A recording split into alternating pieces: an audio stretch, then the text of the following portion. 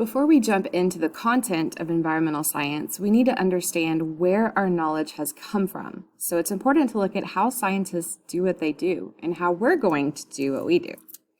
So first off, how we make discoveries comes from a systematic way of observing and figuring out what's going on with the world. We call it the scientific method, or you may also hear the experimental method.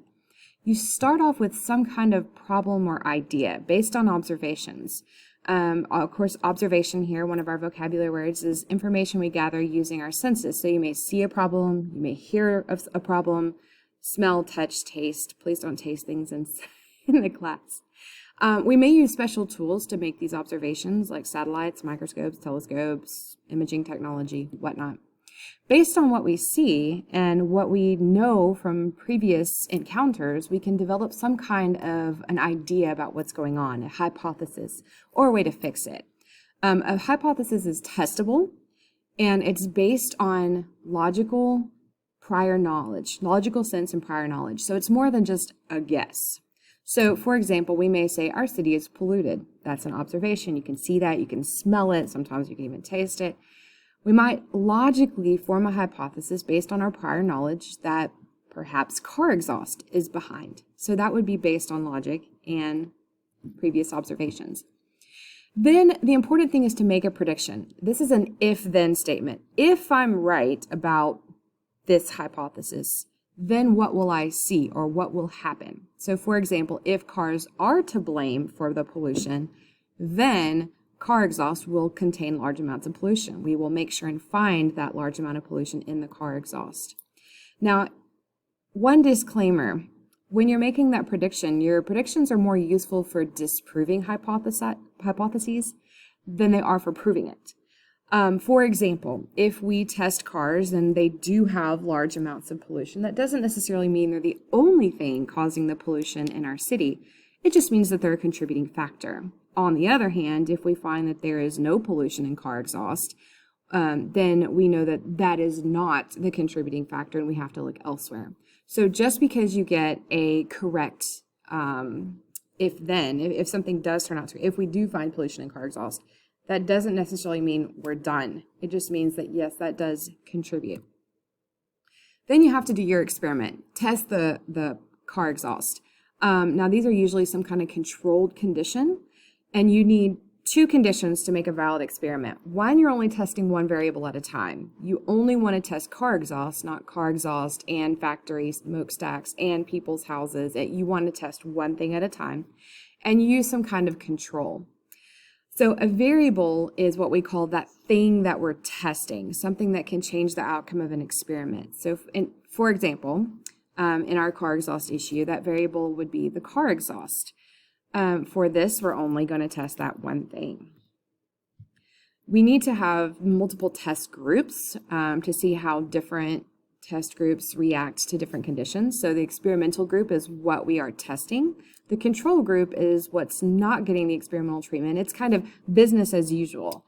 So, for example, those chemicals that we find in the car exhaust would be compared to chemicals that are naturally in the air anyway. Just because you have chemicals doesn't mean that they are harmful and not supposed to be there. If you have carbon dioxide coming out of the back, well, there's naturally carbon dioxide in the air as well.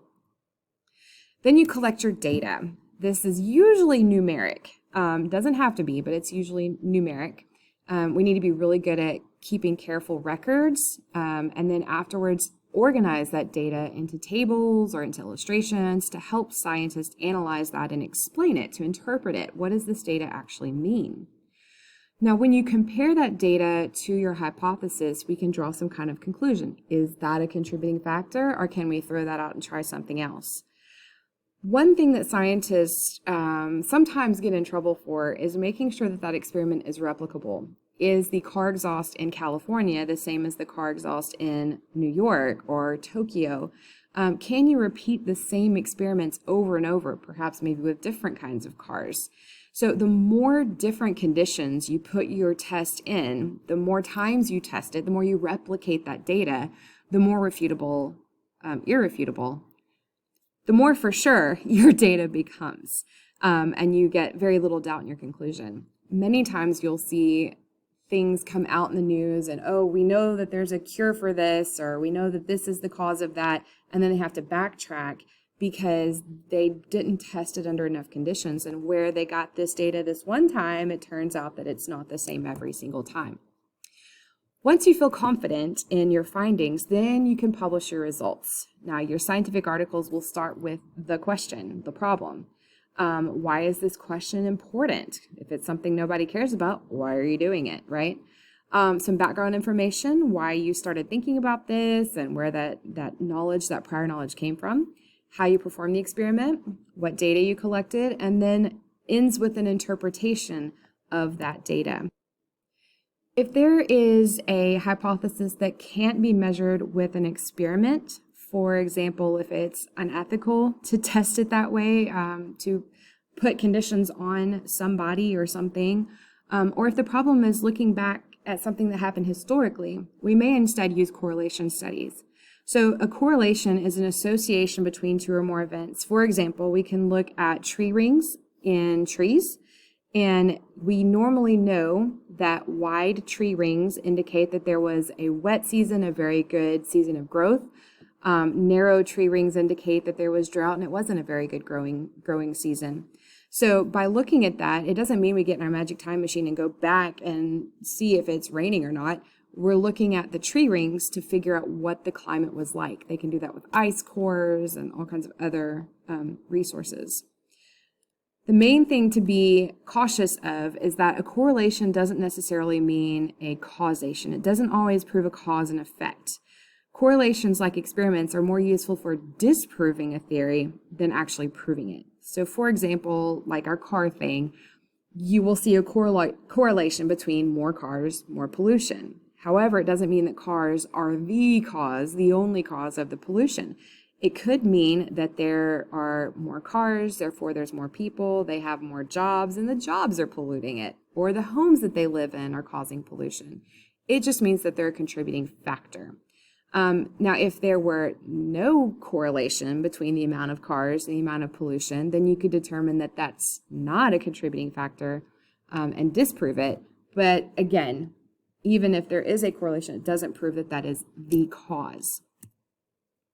So when we are experimenting, when we're looking at the data, it's important to have these scientific habits of mind. One is curiosity. You see something, you're like, why is it that way? But then be skeptical of other things. Don't believe everything that you're told. If something doesn't sound right, investigate it. Be curious. But do be open to new ideas. If something is thrown out to you, example would be like we're doing the pollution, a causation for pollution. Okay, I'll hear you out. And then have intellectual honesty. If you find that you're wrong or find that your experiment was wrong, be willing to admit that. That's okay. That's part of the process. We've seen a lot of this with the pandemic. Lots of things come out that we think it's going to be this way, or we think this is going to be a cure, or we think things will go up or go down. And then it takes a lot of intellectual honesty to be like, you know what, we were wrong about this. Now we know so much more. And be imaginative and creative. Have the ability to come up with new ideas that you can seek out and experiment with and hopefully lead to new awesome things. Okay, so that ends our first section. Move on to the second section for how scientists work.